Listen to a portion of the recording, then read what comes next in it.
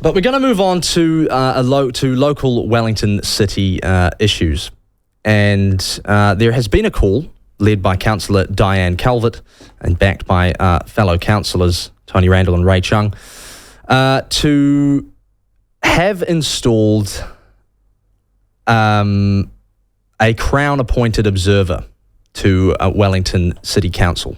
And this follows, of course, the Mayor's Turbulent last week or so in relation to sold my car, haven't sold my car. But Diane Calvert joins us on the phone this morning. Diane, thanks for joining us. Hi there, Ben. Now, be honest, was it the sold my car, haven't sold my car again thing that pushed you over the line on this? Look, it was the catalyst to say, look, something needs to be done. We can't solve the problems of the city if we carry on in the same way that's got us there in the first place.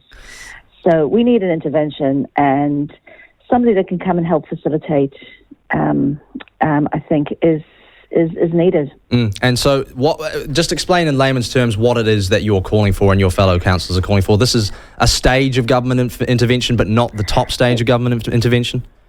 That's right. So I'm not talking about a commission because that brings in its own challenges as well. But there's a sweet spot in the middle, which is basically the Crown can intervene. They can bring somebody in with a clear mandate to help the council facilitate its relationship with Wellingtonians, its relationship internally, and its relationship with government and also our regional partners. So, and we're probably about to head into amending our long-term plan. So, I think some help would be much appreciated. And do you have your councillors on side with you on this, or is it you and kind of a faction? No, I think a number of them just don't want to say so publicly, but they all, majority know something needs to happen, and it's really a case of what should help happen, because even as councillors we can only guide the mayor so much or try and help and collaborate, but if you're turned away at every corner it gets very difficult. Well, I have to say, Diane, that according to the Post, Dean Knight, a Vic Uni expert in public local government, which means that somebody who talks about local government rather than does it, thinks that this is a mischievous call. Is it mischievous, or is it really a reaction to what I think most Wellingtonians are thinking and saying?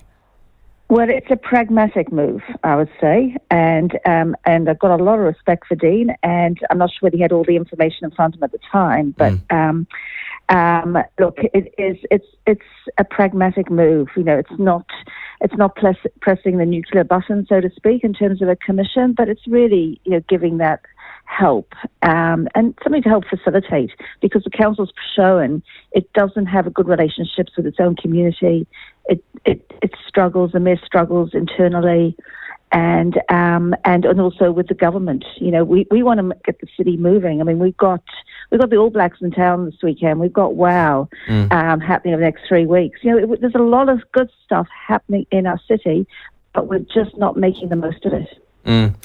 I have to say, this seems like something. I mean, you could say it's time for the local government minister to put his foot down. He's already run into issues with Lower Hutt and Upper Hutt City Council before. He's asked for information. He's become frustrated at how long that information's taken, or whether that information got to him at all, and he hasn't appointed any sort of government intervention as a response to that. Do you think that this is something that, because the minister can do it himself, but otherwise the council has to request one, doesn't it, and it has to agree on it? Well, there's two ways. So the council can request the government to help, but I can't see our mayor doing that. So when you say the council, you mean the mayor's got to request it? Well, the council can pass a vote to request assistance, or the minister can intervene himself in this case.